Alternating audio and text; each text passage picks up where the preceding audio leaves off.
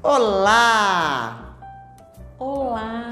Ela é a Roseli Mazulo. E ela é a Rosana Freneda. E a gente está no... Palavrinhando! E o que nós vamos fazer hoje? Hoje é sorteio. Daqui a pouquinho saberemos qual a palavra que vai nos reger.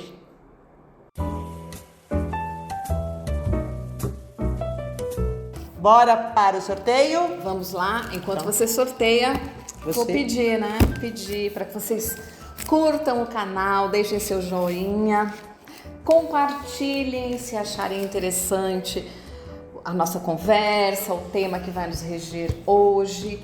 Ativem o sininho para serem lembrados de quando o episódio subir. Inscrevam-se no canal, por favor, nos ajudem a crescer. E tudo isso tem de estar logado, senão o senhor YouTube não considera as suas ações. Entenderam? E óbvio também, Rô, vamos pedir para que vocês nos sigam nas nossas redes sociais paralelas. A legenda vai dizer para vocês o caminho. Vamos lá? Olha a palavra. Nossa, quem sou eu para falar de Deus? Gente! Nossa, Deus. Que me ele deu nos até, conduza. me deu até um frio aqui na barriga. Meu Deus. Que fofo. Olha a intimidade com Deus, né? Que fofo. Deus é fofo, Rosana Freneda. Na verdade, você está transformando Deus em humano? Ué, eu não sou imagem e semelhança dele? É, já me falaram isso também. Então. A sua imagem e semelhança, mas tá bom. E no nosso idioma, o mais interessante é que a palavra Deus, se você tirar o D e o S, fica um eu bem grandão dentro. Então, Deus está dentro de nós e nós estamos nele. Vamos para o significado do dicionário da língua portuguesa. 1. Ser infinito, perfeito, criador do universo, com inicial maiúscula. Nossa, eu quero morrer de catapora quando eu vejo o pessoal escrever Deus com letra minúscula, se referindo ao divino. Porque quando você não está se referindo ao divino, ok, né? Quando se refere a alguém que acha que é Deus, pode ou ser. aos deuses, né, do Olimpo, também é minúsculo.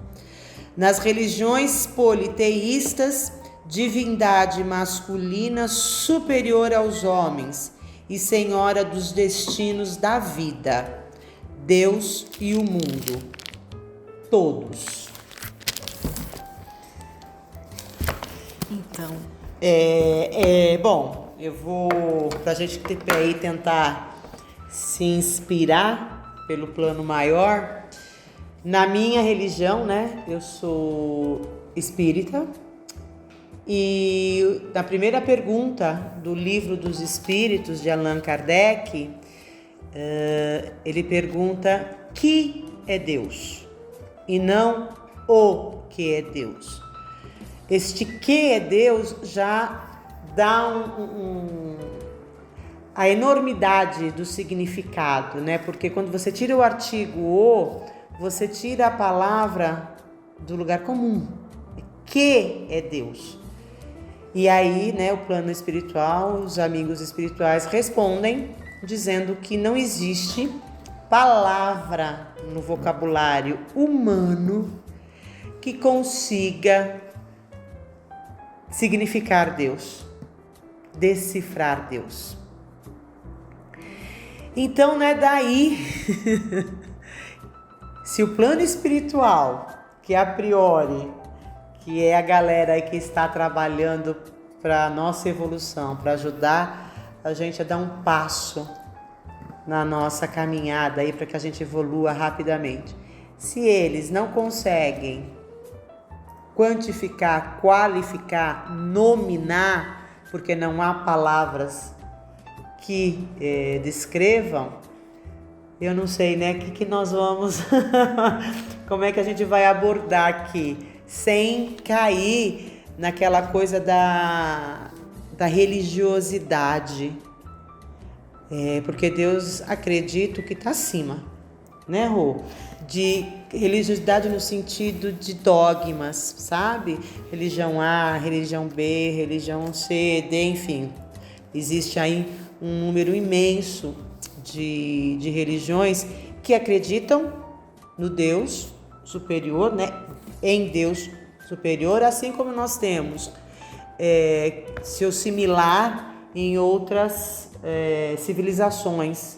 Então, se a gente pegar ali o Japão, o Oriente, nós temos Buda, que pensa que Buda é a representação de Jesus, né, Rô? Representação de Jesus. Para os árabes e muçulmanos, Deus é Alá, tem outra palavra, mas o contexto do Criador é o mesmo. Sim, eu penso que, primeiro que as religiões existem para que cada necessidade seja atingida. Então, cada um de nós temos uma necessidade e precisamos de uma linguagem específica com a qual a gente se identifique. Então, a religião existe justamente para isso, para suprir o que eu preciso, a maneira com a qual eu preciso entender Deus. E como você também, de alguma forma, entende, como fica mais fácil para você entendê-lo, sim, né? Exatamente. Então, eu não entendo religião como uma disputa do que é certo, do caminho certo ou do caminho errado. Eu acho que falar em Deus já é comungar, né? É comungar.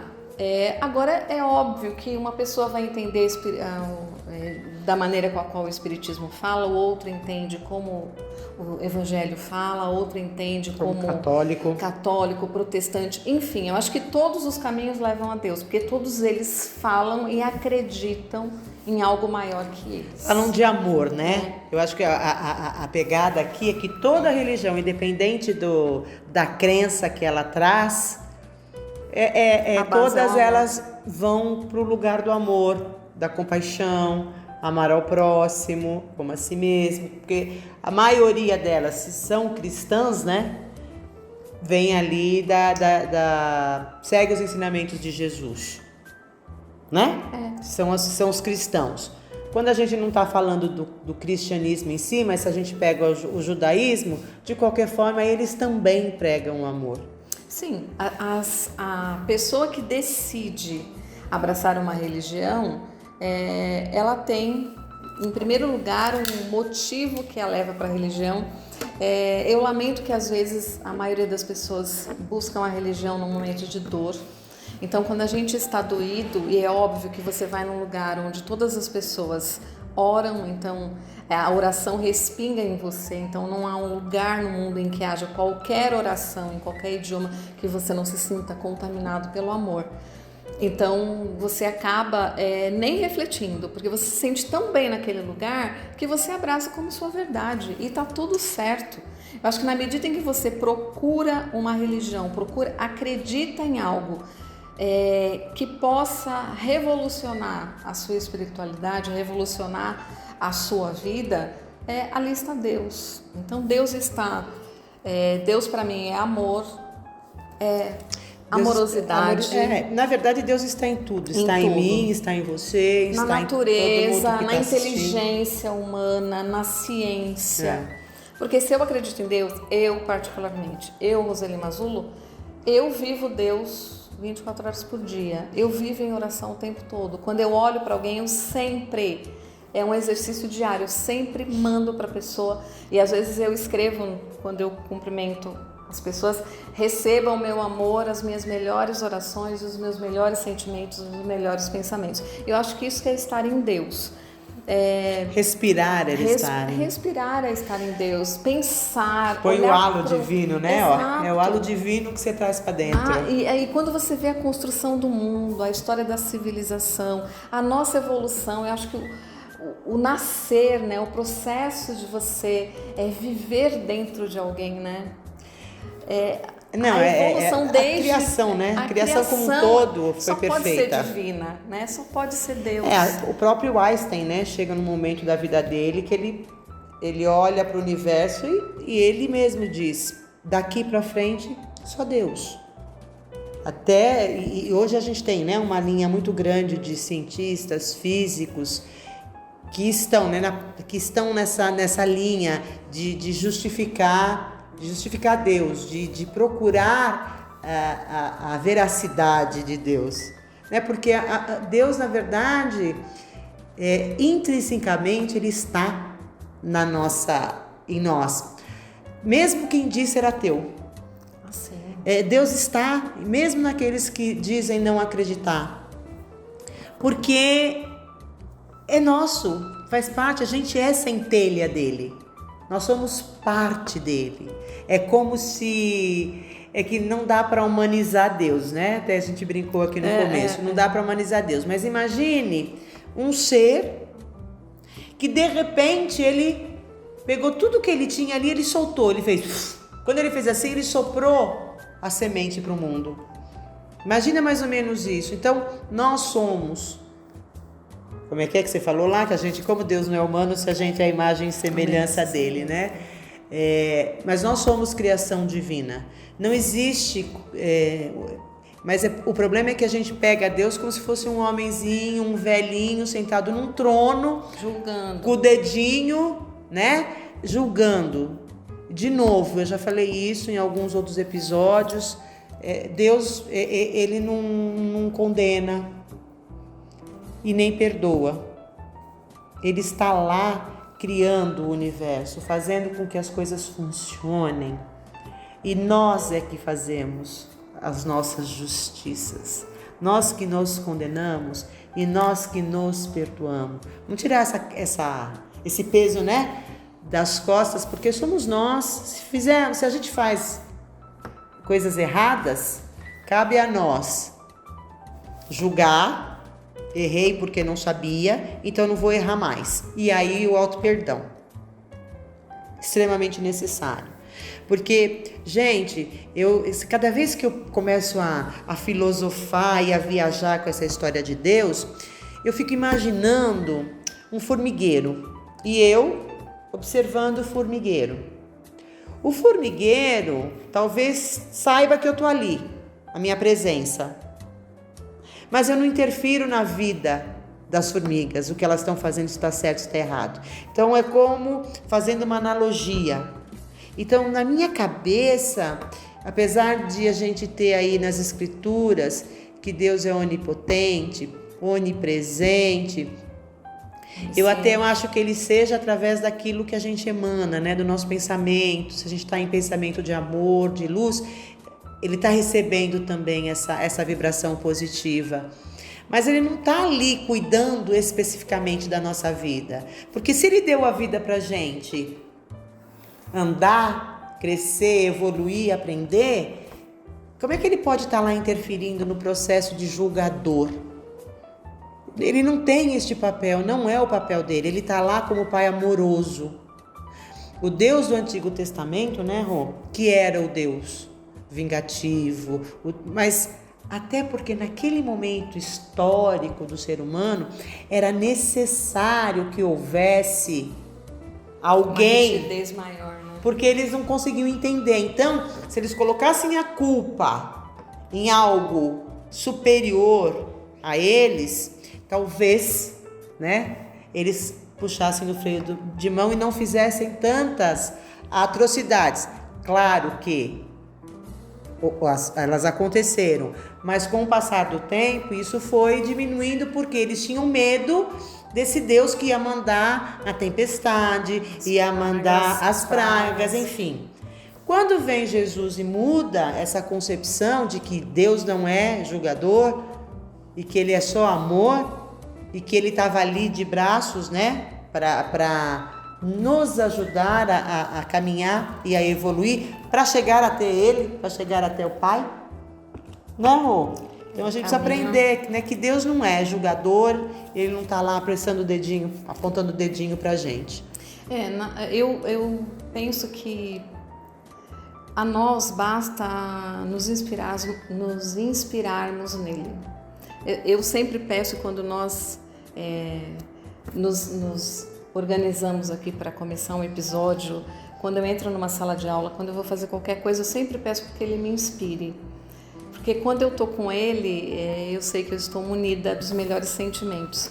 E quando a Rô fala que a ciência, as pessoas que estavam um pouco distantes da crença da existência de Deus se aproxima dele, eu vejo que quando Einstein falou, né, a partir daqui é Deus, eu vejo que quando nós nos vermos numa situação sem saída, ali está Deus. Porque é para lá que a gente corre, né? Exatamente. Quando há o inexplicável na ciência, ali está Deus. Então ele está onde é mais necessário, né? Então é um cara. É isso, gente. É um cara. Desculpe pela intimidade aí, mas aqui. Mas eu acho que vale muito a pena ter essa intimidade com Deus, porque é só coisa boa que vem. Exatamente. Né? E aí, se for muito difícil acessar diretamente, né?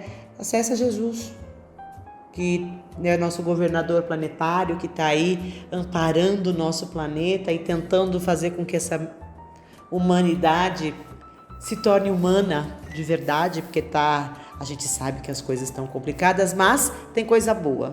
A gente sabe que tem coisa boa, o planeta está mudando de transição, então, e Deus está no comando. Aí a gente tem aí, hierarquicamente falando, Jesus, depois tem espíritos de luz, ou os santos dos católicos, ou os da religião da Umbanda, como é que chama? Os orixás. Os orixás, enfim, que eles estão ali no plano mais próximo a nós, porque é hierarquia, gente, é como se fosse uma empresa. Daqui passa por cima, que passa por lá. Então a gente vai, se a gente não consegue acessar Deus diretamente, acessa aquilo que está mais próximo a você, para que você possa trabalhar o amor.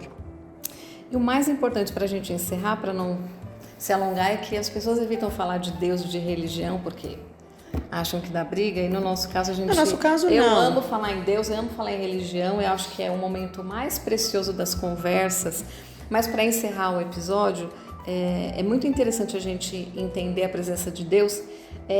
Ele é tão maior que tudo isso que eu tenho visto ateus com uma postura tão cristã. Nossa, tem muito ateu que faz muito mais e melhor do que aquele que bate no peito e se diz seguidor de Jesus. Então a presença de Deus está aí inspirando a todos, e que Ele nos inspire e nos veja que o quão importante é o processo de humanização. E é por isso que nós estamos aqui, é por isso que todos os nossos cursos, todos os nossos projetos estão embasados no processo de humanização, porque a gente acredita que ainda há tempo de nos vermos como semelhantes, olharmos para o outro com um olhar amoroso e mudar o mundo para melhor. Na verdade, é resgatar o lado humano, né? Não porque só nós perdemos isso, é verdade. É ser humano. É isso aí, galera. É isso. Vamos? Vamos. Então tá bom. Antes de irmos, qual o recadinho? De novo, para não esquecer. Ative o sininho para ser informado nos próximos episódios, quando eles subirem para o ar. Compartilharem. Compartilha com os amigos. Se o assunto for interessante para você, pode ser também interessante para o seu amiguinho. E curtir. Curta, que é importante para o canal, e comente que é Deus para você. Exatamente. Comente aí pra gente. Nossa, uma frasezinha, hein? A gente manda até um presente para você. Quem mandar a frase que mais tocar o nosso coração vai ganhar um presente. Nossa. É isso? Então tá. É isso. Nossas redes sociais, não deixa de nos seguir e nos vemos. Se inscreva, né, gente? Porque, poxa vida, custa nada. E a gente se vê quando? No próximo episódio. No próximo episódio. Estejam com Deus. É isso aí.